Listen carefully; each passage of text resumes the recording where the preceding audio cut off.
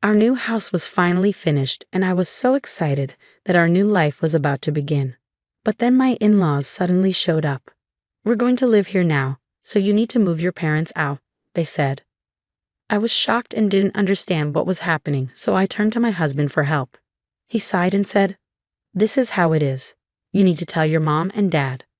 Then my in-laws started moving their things into our house, excited to see the place. I coldly asked, "Do you know whose house this is?" "My name is Sarah, and I'm 35 years old. I work in an office, and my husband, Jack, and I have been married for 3 years. We don't have kids yet, but we're happy together. But lately, I've been worried about my parents because they're getting older and their health is getting worse. So I decided to talk to Jack about the possibility of living with them." Jack said, "I don't mind living with your parents. It will be good for both of you." "Thank you, Jack. I'm so glad I married such a kind person." We planned to move in with my parents, but there was a problem. My parents lived far from the city, and it would be hard for both of us to work from there. Plus, our apartment was too small for 4 adults, and we didn't even have space for a baby if we had one. I came up with an idea. "What if we build a new house?" Jack's face lit up. "I like that idea. Let's build a house where everyone can live comfortably." He agreed, and we quickly started planning to build a new home.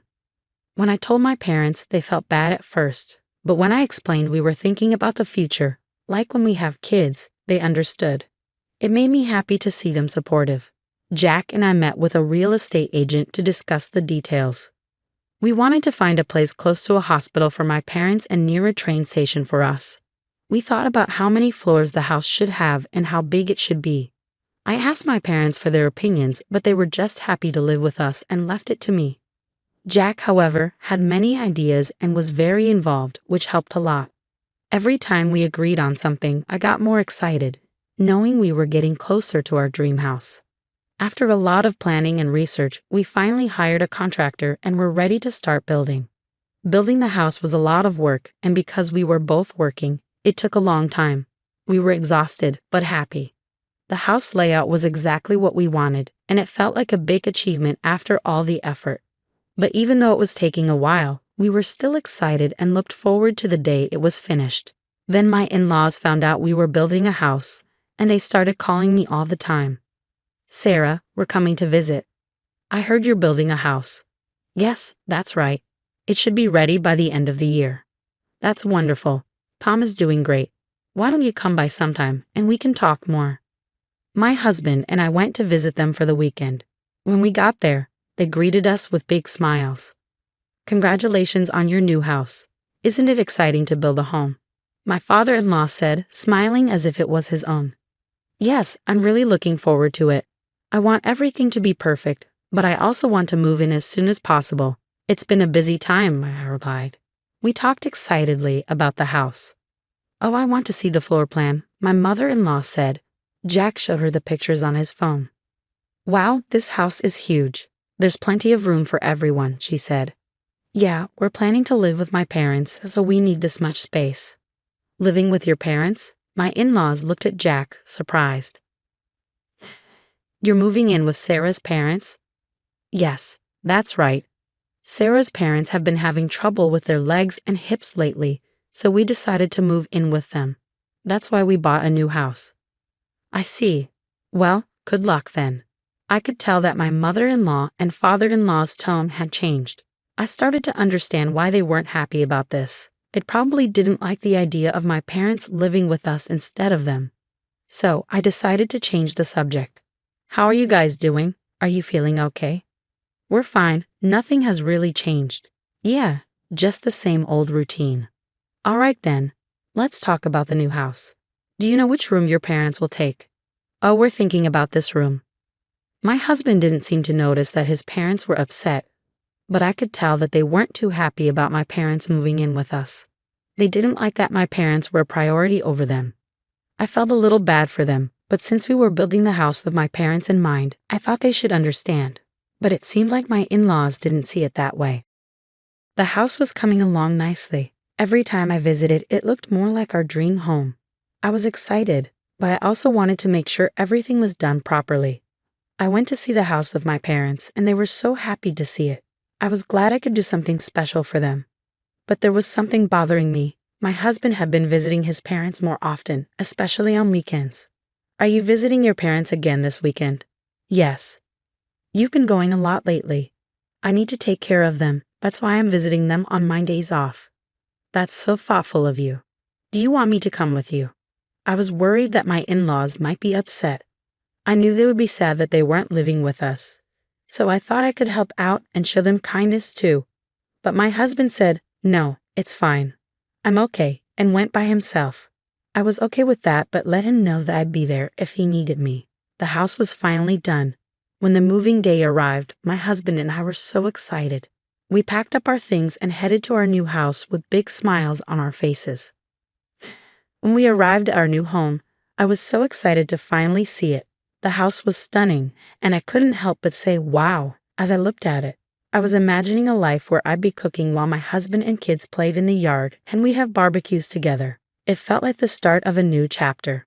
My parents were still stuck in traffic, so I decided to wait for them and let my husband know what was happening. But then, unexpectedly, my in-laws showed up. I was shocked and wondered, why are they here? They got out of the car, smiling, and said, we're here. What an amazing house. This is something you can brag about. Isn't it wonderful? Sarah has great taste, my father-in-law said. Yes, I agree, I replied, still confused by their sudden appearance. Then, to my surprise, they started unloading luggage from their car.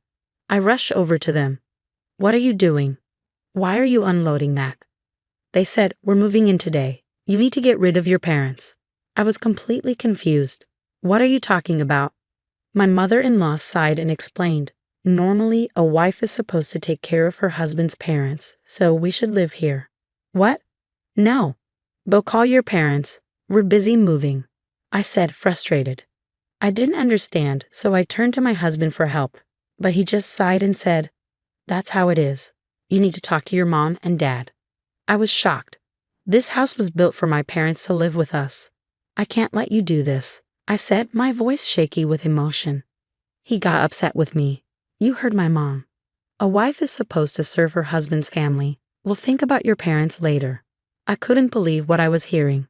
It felt like my husband had been influenced by his parents, or maybe he always thought this way. You two need to take your stuff out of here, I snapped.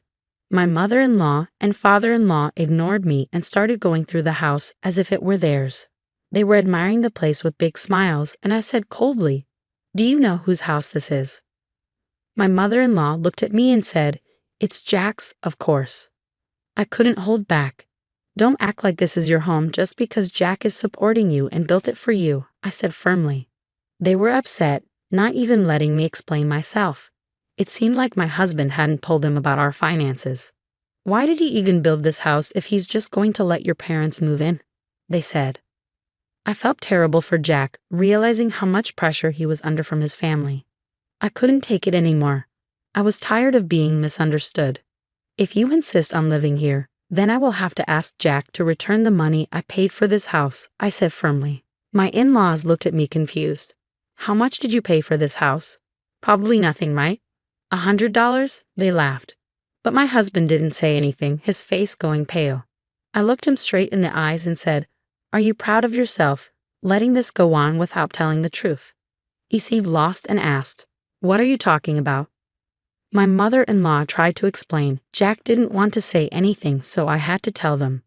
I looked at them both and said, I bought this house with all of my savings. If you want to live here, you'll need to pay me the $500,000 it cost.